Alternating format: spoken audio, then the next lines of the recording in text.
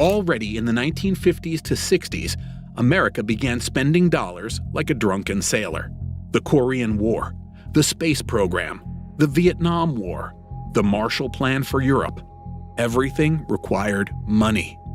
President Lyndon Johnson accelerated the printing press even more. His massive social program, the Great Society, when the government began spending billions on the poor, required billions of new dollars. And the US printed them. A lot. Very much. More and more each year. By the late 1960s, simple arithmetic showed a catastrophe. Outside America, there were $80 billion worth of dollars, while gold in American vaults was worth only $10 billion. This meant that if all dollar holders simultaneously demanded gold, America would go bankrupt. Other countries began to notice this. The French were the first to understand this. In 1965, President de Gaulle publicly called the Bretton Woods system fraud and demanded real gold for their dollars. He sent a warship to New York and took away $150 million worth of French gold. The American government was forced to allow the French to take the gold. Other countries got the hint. Following France, West Germany, Switzerland, and the Netherlands began active exchanges, each demanding to return part of their dollar reserves in the form of gold. Gold flowed out of American vaults like a river. U.S. reserves rapidly melted away. Already in the early 1970s, the volume of dollars in the world significantly exceeded America's gold reserves. Trust in the system was shaking, and it seemed America was about to go bankrupt. By the summer of 1971, the situation had become critical. European bankers openly spoke about the dollar's collapse. Panic reigned in the White House. Treasury Secretary John Connally reported to Nixon, "Mr. President, at current rates of gold outflow, our reserves will be exhausted in a year and a half. We have two choices: either bankrupt the country or change the rules of the game for the entire planet." Nixon understood any decision would be catastrophic.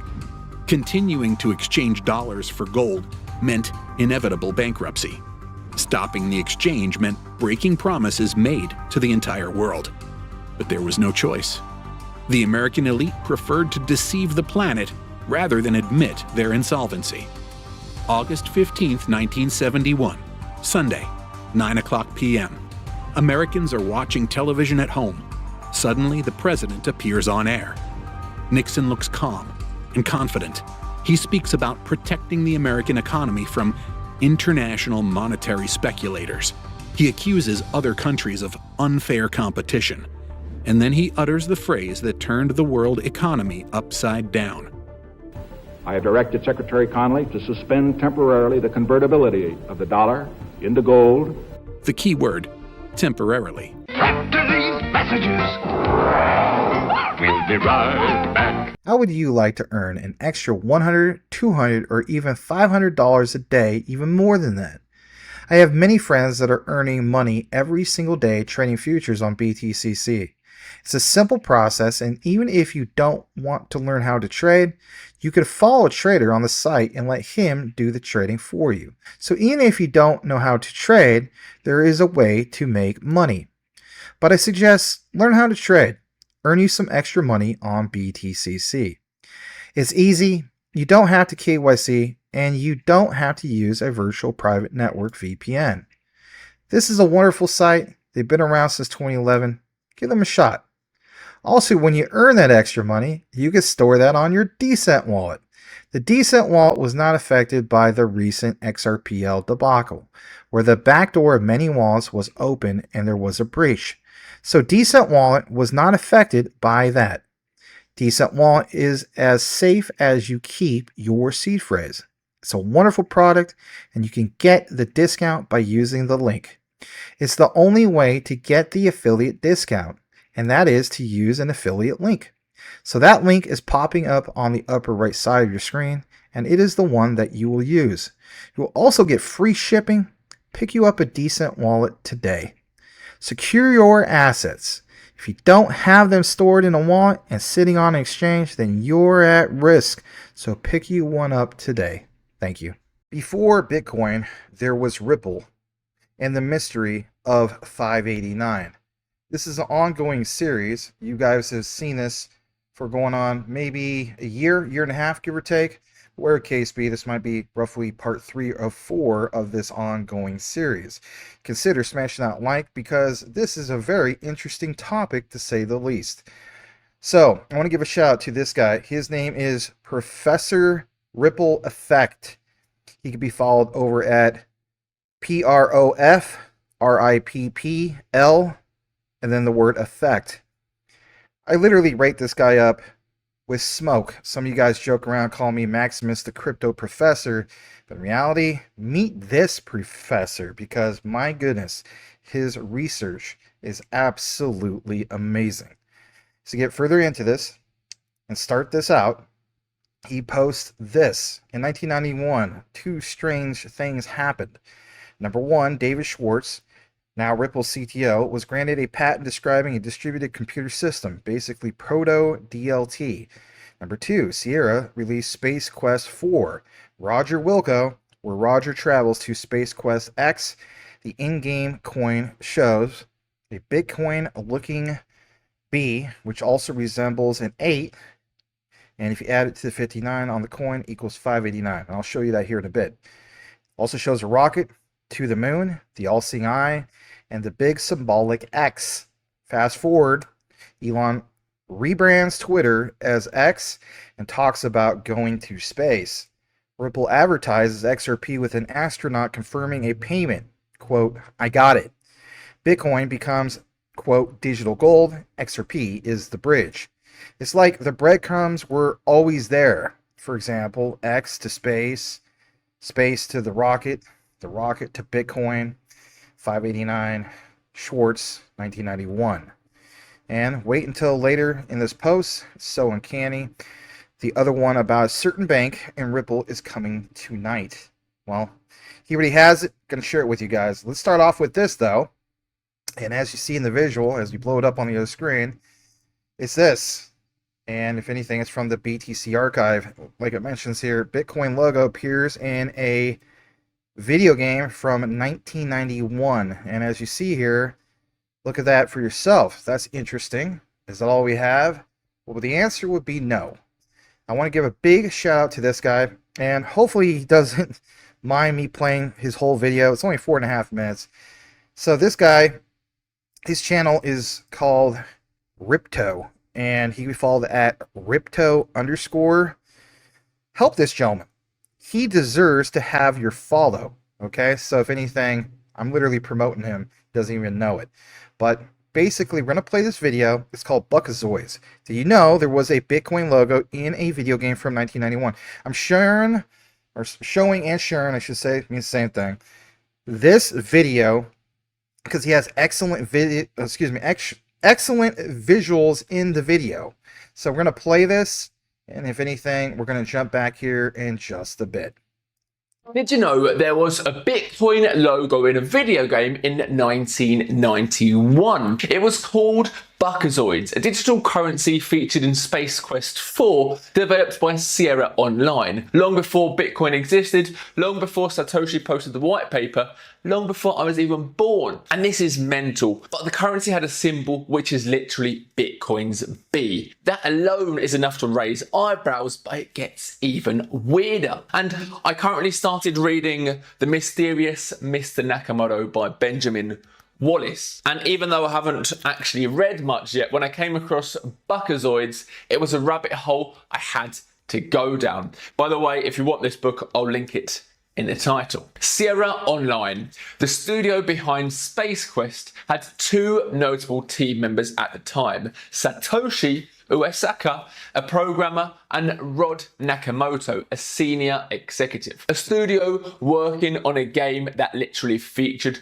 the first digital currency in gaming, with a logo that matches Bitcoin's. Is it a coincidence? Well, maybe. But the names, the timing, the symbolism, it's hard to ignore. Since March, the Buckazoids community on X has been piecing it all together, and what they've found keeps getting stranger. Crypto legends like Hal Finney and Nick Szabo, both of whom have been considered potential candidates for being Satoshi Nakamoto, appear in a Young Sheldon episode that connects Space Quest to Bitcoin, and no one knows why, but it lines up. Back in 1991, Hal Finney was in gaming, working on a space-themed games, while also developing the cryptographic groundwork that would lead to Bitcoin. Of course, he later became the first person to receive Bitcoin from Satoshi himself. Even Elon Musk fits into this story. He made a space game called Blastar in 1984 and worked at Rocket Science Games in the mid-90s, a company that partnered with Sega. At the same time, Rod Nakamoto was leading Sega Interactive. So could they have crossed paths? Could Musk have been exposed to the same early crypto ideas? And here's another strange detail. One of the Buckazoids coin's visuals features the number 59. It's a prime number, and in the world of cryptography, it's what's called a safe prime, often used in early encryption systems like RSA. Now, RSA isn't the core tech behind Bitcoin, that's ECDSA, but RSA did help shape modern cryptography. It's used in things like SSL, software signing, and early secure communications. So while Bitcoin doesn't rely on RSA directly, it probably wouldn't exist in its current form without it. It helped build cryptographic rails that made trustless systems possible in the first place. So the Buckazoids rabbit hole isn't about making wild claims, it's about curiosity. It's about connecting dots that feel too specific to ignore, and it's about inviting others to join the search, because let's be honest, this whole thing, Bitcoin, crypto, decentralization, it's built on communities asking questions that no one has thought to ask. And that's what makes Buckazoids special. It's not just a meme, it's not just a nod to retro gaming, it's a digital archaeology project, a community-led treasure hunt to explore the origins of crypto. Was there a message hidden in plain sight? Did a group of gaming devs, sound engineers and coders in California plant the seed for the most important invention in modern finance? We don't know, and that's exactly why you should join the search. The new Buckazoids community on X is active, engaged and buzzing with theories. It's about exploring, rewatching Space Quest, digging through old dev credits, asking weird questions and pulling threads that might lead nowhere or might just lead to Satoshi. So follow Buckazoids World on X to join the hunt. Of course, the mystery isn't over, it's just getting interesting. Of course, this is all my research to do. For more things crypto, give me a follow. All right, welcome back. Again, if you want to follow him, he can be followed over at Ripto, and I believe that's either 1 or 2 underscores, but anyway, you can find his channel, and if anything, give him a follow, because he's putting in the work, he's not getting the views. This gentleman deserves the views, he deserves a following. If anything, tell him old Max and Maximus Crypto sent you. So I always want to support people like this that have a passion for things like this. Again, he doesn't know me, but yeah, introducing Ripto. Thank you, Ripto, we really do appreciate you in this space. Let's jump over back to another new guy. Again, a lot of shout outs, a lot of appreciation of people like this in this space on X. So Professor Ripple Effect has this. A lot of you guys follow Bearable Guy, right? So BG123 loves the riddles, right? And what usually pops up in those riddles? Pirates, right? So like he says, but we still don't know who this mysterious riddler really is. And he says, basically, I was lucky enough to come across some images from a 2014 Ripple Developer Day where Ripple team members were presenting, and guess what was all over the slides? Pirate imagery. Even better, the official hashtag of the event was Pirates of Banking. And like it says here, again, in the words of NFA.crypto, what the heck is going on? And as you see here, we're going to blow this up. So for one, first image literally shows this: make our bank your bank. And as you see here, from Ripple, interesting. Old visual, right? Bottom right corner shows Fidor Bank. We're going to get into that as well here in a bit. On top of that, let's take you to the next particular visual, because in the process of doing so, you're going to see, like it says here, payments for AP or A Pirates API, right? Fidor and Ripple. Ripple Labs, Fidor Bank, Fidor Developer Day London. This was all the way back in November 13th of 2014, okay? Also, on top of this, take it to this next picture. Let's blow this up on the other screen as well. You see here, like it says here, coolest brands 2015 Fidor, hang 'em from the yard arm. And on top of that, what do you have? Well, the birth of the Cool Bank. What kind of cool bank is that? And on top of that, we have another visual. Let's share this as well. And in the process of doing so, it says links in the chain. And it shows the Fidor API to initiate transaction. In the middle, the gateway, monitor for transaction, and Ripple API, issue transaction balance. All right, why are we pointing out all this? Well, if anything, we're going to address all of that. So let's take you over to a little bit more about this, and again, why it matters to you. So for one, back to Professor Ripple Effect. He says, so most people think Ripple and BNY Mellon only linked up in July 2025 when the RLUSD custody deal was announced. But here's BNY Mellon own Innovation Center panel lineup from July 2015 featuring Ripple's David Schwartz. Now, I want to give a shout out to, obviously, Rue Black. Him and I did some coverage about BNY Mellon and Ripple. You had, for example, Mark Andreessen and the link to BNY Mellon a long time ago where basically Mark Andreessen did a $2 million investment, and I think, what did he do? Something like a 10x. So, you know, he got literally 10 times his investment back when Ripple went to all-time highs many years ago, okay, before obviously the recent all-time highs. So we did kind of talk about that, but nonetheless, I do like what Professor Ripple Effect is sharing here because, like it says here, it's this panel. So BNY's own Innovation Center panel lineup from July 2015 did feature Ripple's David Schwartz, almost exactly a decade earlier. Coincidence, or has Ripple been on the radar all along under, of course, a non-disclosure agreement, NDA? And as we blow this up, great visuals from this gentleman. Again, I would not go out on a limb and say that this guy is, you know, nobody to not pay attention to. This is not a guy who's just resharing content. He's literally sharing screenshots and visuals, and he's posting research, and I can really, really appreciate this. So hopefully you guys choose to follow this guy. But look what it shows in the visual, how cryptocurrency will shake the world. My goodness. And like it also says here, a discussion for distributed ledgers, a presentation of Silicon Valley Financial Service Cloud Meetup in collaboration with SF FinTech Meetup. And you see here the moderators, and you do see David Schwartz, like it says, Chief Cryptographer, Ripple Labs. And at the bottom right, BNY Mellon Innovation Center. That's worth pointing out. A little bit more about this, and again, why it matters to you. As we blow up another particular screen, I want to share another key thing here. And basically, let's jump over to it. Just in case you're not aware of it, shout out to our brother in space, Smoke. BNY Mellon holds over 43 trillion and traditional assets under custody and clears and settles more than 2 trillion in payments every single day. BNY Mellon did have a handshake, obviously, with Ripple for RLUSD.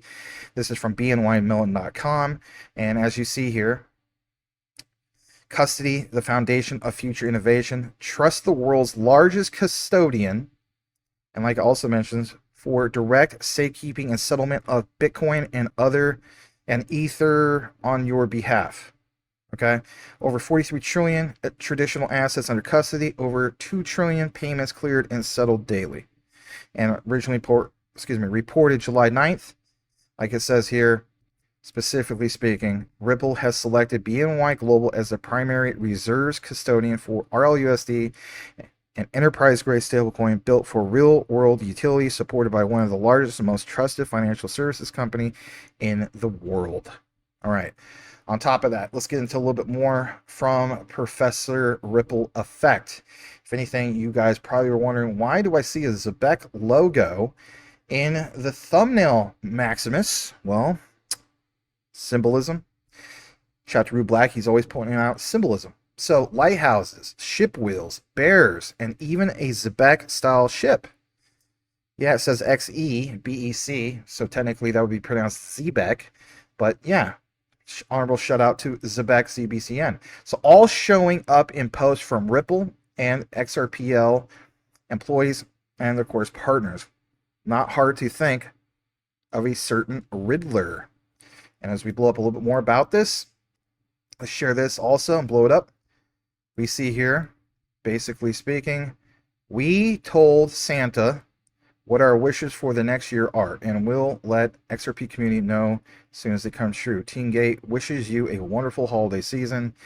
And of course, you see some of this, and if anything, like, why reference some of this? Well, what's interesting is as we blow up more about this, we see here, for example, more of these visuals. And here there's another zoomed in version of that. So again, the ship's wheel, the lighthouse. What does this all basically mean? Okay. On top of that, as we get into it, you know, the bears, you know, is that a reference to Bearable Guy? Call the coincidence, call whatever you want. And on top of that, here's something also very interesting. So we blow this up. It says finally arrived to Apex. No, not Apex Crypto Consulting NFA. Shout out to Jesse. Great to see our dear friends. And as you see here, you have that ship, literally called a Zebec ship. All right. Is that just a giant coincidence? Well, if anything, I mean, what about Brad Garlinghouse and Stuart Alderati and the beef bourguignon and the dinner with President Trump and, you know, the Zebec ships in the background? I mean, is that all just a giant coincidence? Well, there's more, and we're going to get into that. So let's pull this up as well. Remember how we mentioned long before Bitcoin there was Ripple? Here's a great example. I used to teach history, so I can respect people that reference history.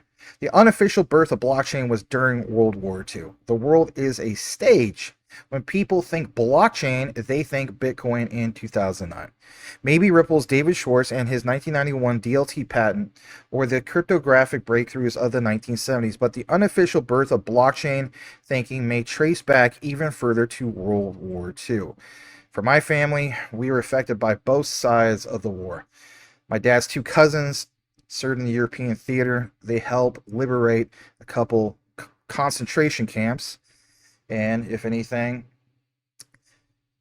lived to tell the tale, and lots of interesting stories they passed on to my dad. That was my two dad's cousins, Bob and Frank Stanley. But whatever the case be, 1944, Bell Labs Project C43, buried in the final report on Project C43, Bell Telephone Laboratory, October 1944, page 23, is a description that looks uncannily like an early blockchain concept. Researchers working on Sigsali, the first secure voice system, described chaining in cipher blocks of speech samples. Data was split into the blocks. Each block was encrypted. The blocks were linked together, so tampering with one would break the chain. Sound familiar? That's blockchain logic 65 years before Bitcoin. And this is why we will do these videos. This, again, ongoing series. It's never gonna end at some point, right? But 1970s, the cryptographic revolution. Fast forward to the 1970s, hence why you saw that little intro referencing gold once again. And I'm going to get to that part here again. So, again, fast forward to the 1970s, where the official building blocks of blockchain basically emerged. And what we have here, 1970, LSGCHQ conceded public key encryption, classified until 1997. In 1973, you have, and I don't want to say that word, but them and GCHQ invested RSA in secret, also declassified 1997. In 1976, you had Diffie-Hellman published key exchange publicly, a revolution. Again, this guy posts really great research. 1978, Lamport, Event Ordering and Distributed Systems, Consensus Roots. 1978, RSA Public, Digital signatures for transaction verification. 1979, Merkle. I mean, if anything, look more into Bitcoin, right? How many times is Merkle trees referenced? And one-way functions, the DNA of a blockchain. Right, absolutely. These breakthroughs gave us signatures, consensus, and tamper-evident data structures. If anything, also, I believe it was in the 1970s, you also had like ARPANET and so on, right? And I covered that before too. Literally, it's in one of the music videos. So David Schwartz in 1991 steps in. Long before Ripple, Schwartz filed a patent on distributed computer networks, a design that looks a lot like blockchain. Jesse over Apex Crypto Consulting, NFA, has also covered this. A lot of people cover this in regard to the Rising Phoenix from the Economist 1988 article. But by then, the cryptographic skeleton was already decades old. And of course, 2009, Bitcoin originally was at 2008, the white paper. The ideas finally converged into a working financial system, decentralized, trustless, and secured by chain blocks of cryptographic proof. And I love this part. The hidden dawn, the real story. Yes, the real story. In World War II, 1944, which, by the way, that's the year of the Normandy invasion, right? June 6, 1944. Hopefully you guys know the story. Blockchaining to secure wartime communications. Fast forward to 1970s, cryptographic breakthroughs, some hidden, some open. No, I'm reading a lot here, but this is just straight up alpha from this gentleman. I really appreciate this. 1991, David Schwartz patents distributed ledgers. In 2009, Bitcoin brings it all together. So while Satoshi Nakamoto gets credit for the system we call blockchain, the unofficial birth of blockchain may have happened in a Bell Labs war room in 1944 under the codename Project C43. Again, that's why you also see that in the thumbnail. The age of blockchain didn't begin with Bitcoin. Began with World War II. Again, this is also why you see a couple soldiers in the thumbnail. I always give you guys little clues, kind of like Bearable Guy, right? But I like all this stuff because it's nice to reference it. It is extremely interesting when you get more into it and what the bigger picture is here for everybody, right? So as we zoom in about this, like it shows here, you see these old documents, National Defense Research Committee, Office of Scientific Research and Development, Division 13, Section 3, Final Report on Project C43, Continuation of Decoding Speech Codes, Part 1, Speech Privacy Systems, Interception, Diagnosis, Decoding, Evaluation. This document contains information affecting the national defense of the United States within the meaning of the Espionage Act, USC 5031 and 32, its transmission or the revelation, my bad, of its contents in any manner to an unauthorized person is prohibited by law. And as you see here, October 12th, 1944, that is, D-Day plus many, many days afterwards, right?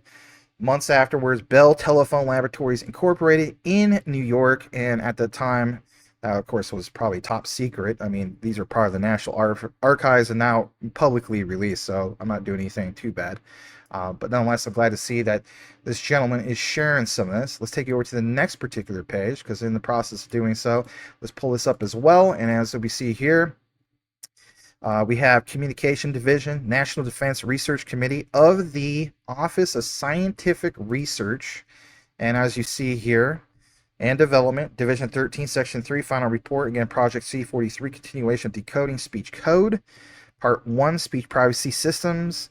And again, like it says, secret. Contract numbers, Western Electric Company. Again, Broadway, New York. And then you see, again, some of the citations there. Very interesting. And has apparently some chapters, like it says here, or sections. The Introduction to Technical Report, Interception, Types of Radio Systems, Intercepted Signal Quality, Receiving Sets, Type of Radio Transmissions, Recording. You kind of get the gist. On top of that, let's take you to another particular clipping. This might be the most important one. And as we pull this one up, this says here all sorts of things, right? One thing that definitely stood out for me was singular modulation. Again, like how we refer to like Merkle trees and whatnot. You also see here, for example, let's go further down. Let's see here. illustrating action of rectifier, one form of superposition decoding, directional discrimination. Again, there's a lot of interesting references here. Automatic decoding, energy frequency distribution. Just think about the terminology. Distribution, distributed ledger, the technology. How much energy is being stored on chain. Remember how we're capturing block sizes? So again, this starts to really add up, does it not? And again, some of the list of the illustrations, band shift detectors, really interesting things. And if this is up your alley, you can definitely do more of your own research and find more about it and so on, right? So I definitely feel as though that this is all worth pointing out and really worth sharing. I mean, shout out to this guy because he really went the distance with his research. So another key clipping from Professor Ripple Effect. He says the World Gold Council, again, that's why you saw that little intro video, Quarter 2 2025, global gold demand hits 1,249 tons. Worth a record 132 billion, up 45% year on year in value. 2 straight quarters of heavy ETF inflows and strong bar/coin buying make this the strongest first half in years. But of course, we all know it's Bitcoin that we're supposed to buy. Yeah, right. And of course, he tags XRP and so on. But nonetheless, you see this. Again, that was from July 31st on a report from the World Gold Council, gold demand trends. And then you also see here investment drives gold demand quarter 2, and like we just talked about. So again, all these things are worth sharing, and that's why we're bringing it to you guys. I think this is all worth, of course, pointing out, to say the least, because it gets really deep, to say the least, when we talk about all this stuff. Because at the end of the day, if you look at the visuals, even this from Fidor Bank that we referenced at the very beginning, and of course, just in case you didn't know it, shout out to ISO 222, let's do it, Rohiku. He's been missing for a while. I hope he's okay. Points out that Ripple partnerships with Royal Bank of Scotland, German, Fidor Bank. Again, it's all there. Okay. And look how they mentioned, for example, Swift and Visa. Rohiko mentioned that back in 2023. Shout out to Mr. Man. Ripple is an RTGS system that started as a currency generator in 2004, became consensus value cryptocurrency in 2011, grew to become the second largest cryptocurrency in 2012. German bank Fidor adopted the Ripple protocol for international payments, and you do see the reference here. I think this might be one of the last ones I blow up. And what's it say here? As Swift is becoming noticeably outdated, banks are investing in DLTs and fintech startups working with blockchain technology and find suitable replacement for cumbersome legacy systems. Ripple is a real-time growth settlement system that started as a cryptocurrency, and again, we get the whole gist. They do cite Ripple. People are going to ask that. Do they cite Ripple? Yes, they cite Ripple. So again, I think this is all worth pointing out. And this is why we share some of this stuff with you. I'll get more into why Fidor Bank is also a big deal, and it'll be in this document from this PDF about the Celent report, Ripple and Bitcoin, etc., etc. So again, be out on the lookout for some of this, why it's important, and if anything, there's the outline for you guys. So do me a solid if you listen to the entire outline and simply type in this key term into the outline or into the comments, and that is, well, I'm going to go with this guy, Professor Ripple Effect, because he definitely deserves it. And if anything, maybe we do Professor Ripple Effect and also this other gentleman, Ripto. So you could type in Ripto/Professor Ripple Effect, and we'll know that you listened to the entire outline. As the saying goes, know what you have, know why you hold it. The research trumps FUD 110%. May the Lord Jesus bless you all. We'll see you on the next one.